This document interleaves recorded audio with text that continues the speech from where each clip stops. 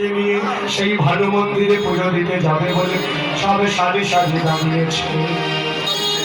যেই সারি সারি দাঁড়িয়েছে, কুটিরা কোথায় ছিল? এই কোথায় যাবে বলে? সূর্য পূজা দিতে। কুটিরা বলছে বুঝিয়ে নিয়েছি, তুমি পুজো দিতে যাবে, তাহলে আমার কথা শোনো। ও বৌদি, আমি তোমার সঙ্গে যাব, আমি তোমার সঙ্গে যাব, আমি তোমার সঙ্গে যাব, আমি তোমার সঙ্গে যাব।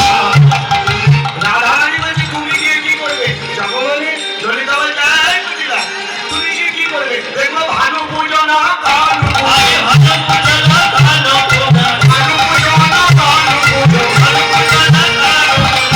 আমি তোমার সঙ্গে যাব, আমি তোমার সঙ্গে যাব, শোনো শোনো ও বৌদি, আমি তোমার সঙ্গে যাব,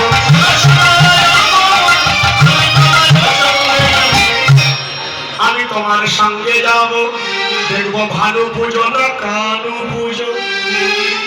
কুটিলার কথা শুনে রাধারানী বলছে সখী, যার দেখে করি ভয় সেখানে সন্ধ্যা হয়।